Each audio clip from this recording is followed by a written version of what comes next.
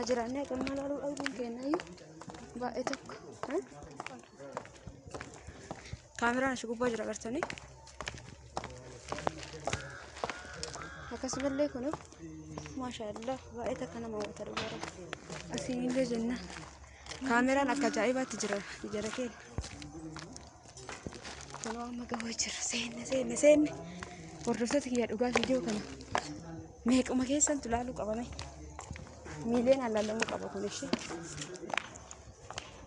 akkuma argitan kana kun waraabina jedhanii garuu waraabaa jira xiqqeessanii tumanii bakka waraabamuu qabuuf hin qabnetu jira akkasumallee ID malee nama seensan jechuudha mattaawoqiyaa malee kunoo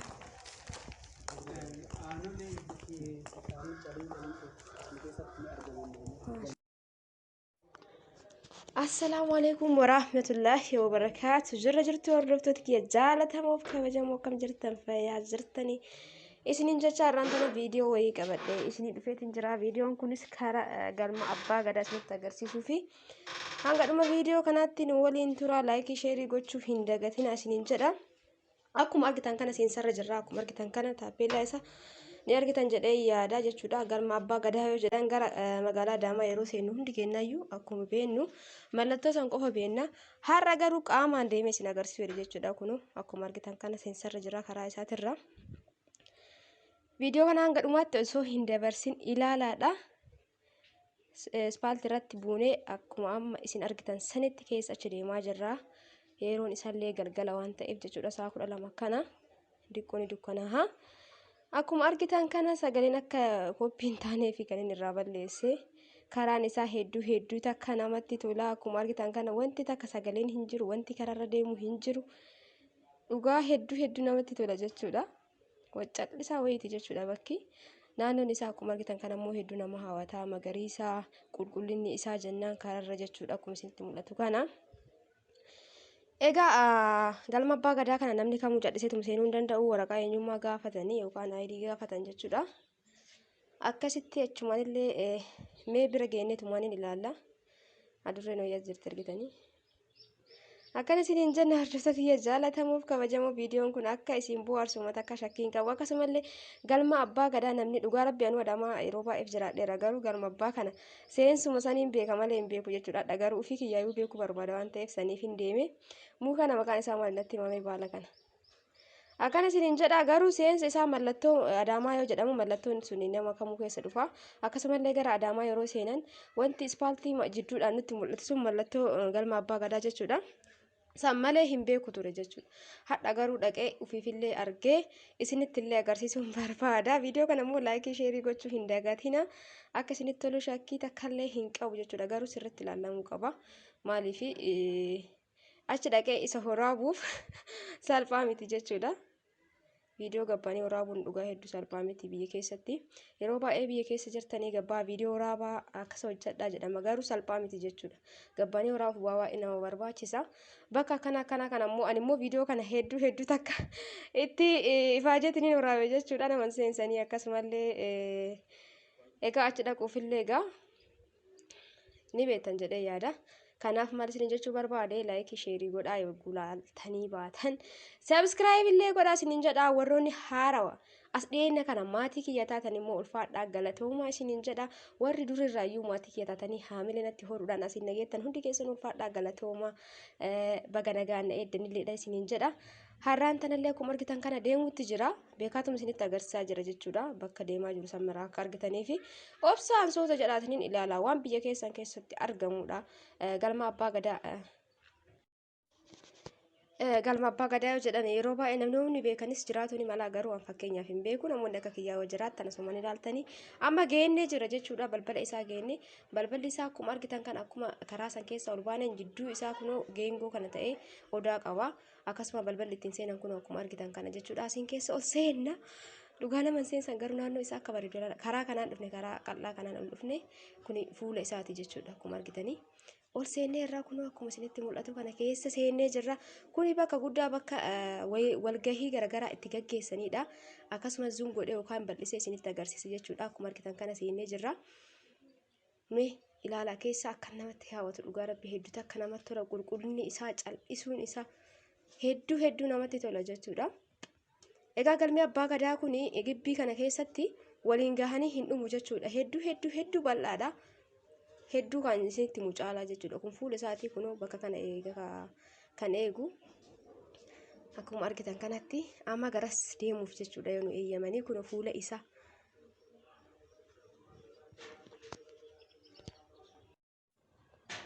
Egaa akkuma isin mul'ate kana seenaa jira bakka kana barreeffamni ni jira. Barreeffamni kun maal akka ta'e ilaalla. Biqilootaaf of eeggannoo haa goonu jedha. Laata biqiltoota xinqaaqee inni adargi jedha. Egaa biqiltuu haa kunuunsinu of eeggannoo haa goonuu fi jedha jechuudha. Barreeffamni akkuma argitan kana egaa biqiltuu kunuunsuu keessa waa baay'eetu jira. Ni beektan jedhee yaada. Itti aansee barreeffamni bifa biqiltuu tana jechuudha karakkamanii yookaan bareechisanii maqasiidhaan jechuudha bifa barreeffamaatiin haala kanaan. Miidhagsaniitiin jiru hedduu akka bareedaadha hanga jedhee oli akkanatti yaadne jechuun mallattoo san qofa beeka malee keessi isaa gana bal'atu isaa hin beekne akkasumallee dhugaan na seensanidha jedhee yaadne garuu na seenseerraa galatoomu kan eegu suni waraqaa eenyummaa na gaafate egas wal birii xiqqoo na gaafate san booda seenee jira jechuudha akkuma argitan kanatti kunoo balbalarra jira jechuudha bakka guddaa jirra. Galma abbaa gadaa kan jedhamu keessaa bakka guddaa bakka walgahii garaagaraa itti adeemsisan jechuudha. Bakka san jirra akkuma argitan kana fuulli isaa hedduu bareedaadha. ETM illee ni jira jechuudha. Maallaqa yoo fixattan asuma gortanii yoo isa daawwatu deemtan ETM tana baafachuu dandeessanii. Kaameraallee ni jira garuu wanti isin balleessuu qabdan hin jiru jechuudha yoo as keessa seentanii. Akkuma argitan kana mee guddisee isinitti mul'isa waan jedhu. In akkuma isinitti mul'ata jedheeti yaada gadaa special economical zone jedha.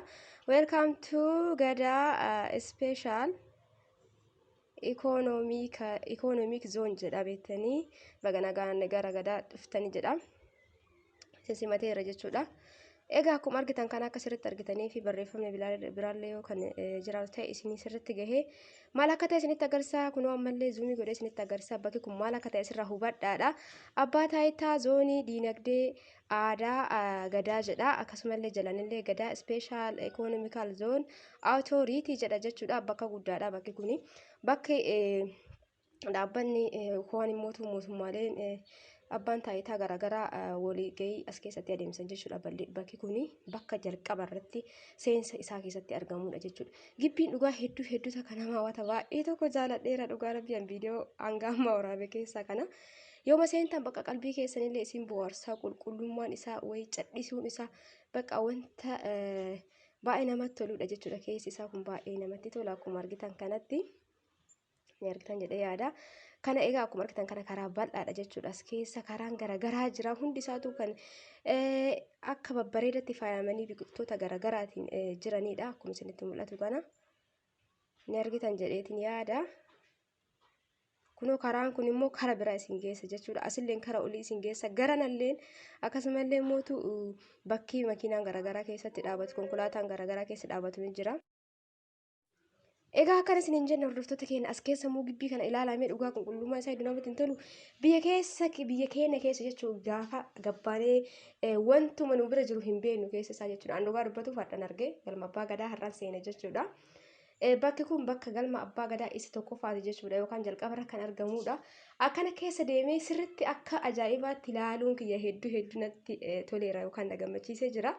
Hin beekne yeroo baay'ee jechuudha. Mallattoo san qofaan beekaa ture har'a garuu sirriitti hunda isaatu keessa deemee ilaale garuu yeroo naan geenne jechuudha. Sa'aatii kun lamatti achi geenne waliin gahuu hin dandeenye walakkaa isaatu waliin hin geenne jechuudha. Guyyaa biraa itti isinii geessa. Akkana isiniin jenna asiin karaa kana kun gibbii as keessa adda isaatti kun qulqullaa'ee akkanatti jira. Itti haguuganii yookaan itti maranii dallaa jechuudha. Gibbii kana keessa. Karaa garaagaraan jira jechuudha. Gamanatti immoo biqiltuu garaagaraatu jira. Dhugaa rabbii biqiltuu garaagaraa kan hedduu qorichooma garaagaraatiif kan oolan as keessa wanta garaagaraatu jira. Kunoo karaa kanaan jechuudha. Ejersi jira, zayituunaan jira, waa baay'ee jira jechuudha. Maangoon jira. Akkuma argitan kana ejersi ni jira. Kan arge jechuudha. Maangoo argeera, ejersi argeera. Akkasumallee biqiltuu garaagaraa kan maqaa isaan hin beekne fa'aatu jira as keessa. Egaa biqiltuu garaagaraatu jira jechuudha. Walumaa galatti akkuma argitan kana achi garas isinitti mul'atu dhiisuu danda'a. Bunni illee ni jira. Isiniin jedha hordoftoota kiyya jaallatamoo fi kabajamoo viidiyoo kana akka sirriitti ilaaltan barbaada. Maaliif jennaan waan biyya keenya keessa jirudha. Akkasumallee immoo waan galma abbaa gadaa jechuun waan guddaadha. Kanaaf hanga dhumaa osoo takka hin dabarsin ilaaluu qabdanii.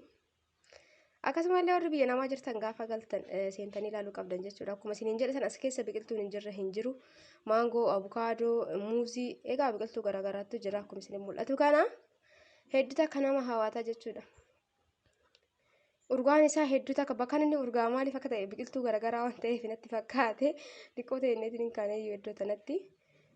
Egaa hagana isiniin jedheen booda isin immoo karaa biraa karaa ol nama oofu tokko jira. Iddoo baay'ee jira jechuudha as keessa kun akkuma argitan kan. Kunoo karaan asiin gaggaragalchullee ka biraati. Inni kun gadafeera jechuudha kan dura nu daawwannee jalqabarra jiru. Asiin karaan kunillee karaa biraati. Ammallee deebi'ee jidduu tanaan karaa biraatti jira. Waliin ga'uun hin danda'amu dhugaa rabbi isiniin jedha. Ilaala. Bakka tana jechuudha jidduu wayiin gadi muramtu tana jidduu tana keessa karaan gara olaanullee gara ga'aanullee ni jira jechuudha. Asiin keessa gadi deemnee asumaan isinitti agarsiisaa jira. Akkana isiniin jedha hordoftoota kiyya. Akkuma isiniin mul'atu karaan isiniin jedha kunuu kibira ol dabarree jira jechuudha. As keessallee egaa ataakiltii yookaan biqiltuu garaagaraa jira. Habaaboon garaagaraa ni jira. Waa baay'eetu jira egaa as keessa gaafa seentanii kalaaltan olii wallaaltan jechuudha. Akka bilbila irraa kana ta'u akkana qofaa miti kana caalaa isin hawwata. An gara tokko waraabaa jira waan ta'eef gara biraa kan hin waraabne kanatti tole dafee waraabee gaafa keessa seentan galma abbaa gadaa jechuun isaa akkam akka ta'e sirriitti ilaaltan jechuudha. Bal'inni isaa wanti achi keessa jiru hedduu nama hawwata. Qilleensi isaa qulqulluudha, iddoon isaa qulqulluudha, dhugaa hedduu namatti tola. Akkasumallee yoo yeroodhaan deemtan bakka baay'ee wanti ilaalamu jira jechuudha. An sa'aatii 12tti deeme sa'aatii 12tti achi geenne jechuudha. Sa'aatiin naan geenne. Akkana isiniin jenna amma karaa kana gan isiniin jedhe as keessa biqiltuun takka lama jedhee kan hin beekne hedduutu jira. Asiin ol deemnee afoo sanitti waa argee ture isa bira isin geessa. Egaa as keessa yoo seentan fooqiin isaa lakkoofsa hin qabu. Egaa kan dalagaa fi yookaan qophaa'aa jiru jechuudha. As afoo deemnu kunoo fooqiin tokko nu afoo jira. Isaan gamanatti illee manni garaagaraa ni jira. Bakki meeshaalee itti kuusan meeshaa yookaan yoo itti dalagan achi keessatti kuusan inni fakkaate inni kunillee asiin afoo kana jira. Egaa dhugaa hedduu bal'aadha jechuudha. Kan isiniin jedhu caalaa bal'aadha. Gaafa biyya galtan yookaan warri biyya keessa jirtanii hidhatanii akka daawwattan isiniin jedha dhugaa rabbi. Ani hedduu natti tolee jira jechuudha waan dura hin beekneef daawwadhee jira akka ajaa'ibaatti natti tolee bakka sa'aatii na dhaqqabsiise ilaalee kaan immootu guyyaa biraatti deebi'a jedhee biraa deeme. Akkuma argitan kana kunoo as biratti immoo roottoon garaagaraa ni jira bishaan kan itti kuusan natti fakkaate manni qorqoorroo gama sanii mul'atu immoo meeshaalee garaagaraa kan ijaarsaaf gizee oolu yookaan yeroo garaagaraa yoo mana haaromsiisan meeshaalee akkasii sun achi keessatti walitti qabaman natti fakkaate jechuudha. Namni jiru beektanii namni nama hubachiisu as keessa zabanyaa yookaan eegu qofatu jira. Inni namni nama hin seensisu naan jedhee ture jechuun baay'ee kadhadheetiin hin seene jechuudha waraqaa eenyummaa qabsiise. Akkana isiniin jenna hordoftoota kiyya jaalatamuuf kabajamoo isiniin jedha marti keessanuu. Mee viidiyoo kana ilaalaa yaada keessan karaa saanduqa koomentiitiin kaa'uu hin dagatinaa yaada qofa osoo hin taane qeeqallee yoo qabaattan akkasumallee waan sirreessuu qabullee yoo jiraate gaaffiillee yoo qabaattan gara saanduqa koomentiitiin kaayaa amma bakka kana argamnee jirra afoo keenyatti jechuudha. Isin dhiyeessee dubbisaatiin mee hubadhaa Tsaggaayee Gabramadiin jedha bara 1936 hanga jedheetti akkuma argitan kana jechuudha. Mee dubbisaatiin irraa hubadhaa. Akkana isiniin jenna kunillee achi keessatti argama. Egaa natti dukkanaa'e dhugaa sa'aatiin irraa deeme jechuudha sirriitti hin horamne ni dukkanaa. Sa'aatiitu deeme jechuudha sirriitti mul'atu viidiyoon. Akkana isiniin jenna hordoftoota keenyaa gaagasii ilaallee eegasiin booda gara fuuldura gara ittiin deemnetti gara ba'umsaatirra deemuutti jirra.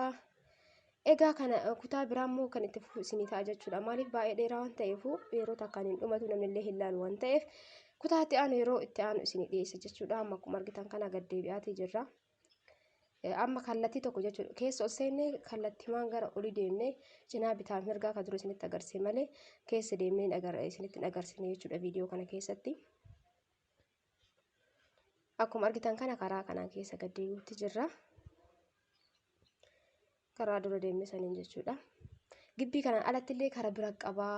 Dhugaa hedduu hanaga isiniin jedhu caalaa isin kun amma gadi baanee jirra achi keessaa isiniin jedha. Bakka dura seenne sanii baanee amma gara kutaa itti aanu deemuutti jirra jechuudha. Kun balballi isaa akkuma argitan kana kutaa itti aanu kana keessa immootu bakka galma abbaa gadaa mallattoo isa qabu kana jira jechuudha bakka sana yoo geenne. Egaa viidiyoon kun isinitti dheeratuu mala waan ta'eef viidiyoo biraatiin isinii qabadhee dhufa jechuudha. Kutaa sana garanaa illee kun taappellaa kana agartanii kunillee waan biraati jechuudha. Isin keessa achi seentan isin hin danda'amu seenuun hin jedhaniyyuu. Akkan isin hin jenne hordoftoota keenya jaalatamuu fi kabajamoo. Egaa viidiyoon kun akka isinitti hin dheeranneef kanumaan isinirraa gabaabsaa viidiyoo biraatiin kutaa itti aanu qabadhee isinii dhufa. Viidiyoo kana laayikii fi viyuu isaa argi jechuudha. Egaa hangasitti fayyaanaa ta'aa ulfaadhaa galatooma hedduutu akka isin jaaladha hedduu isin kabaja. Viidiyoo biraatiin ol argina hangasitti baay'ee.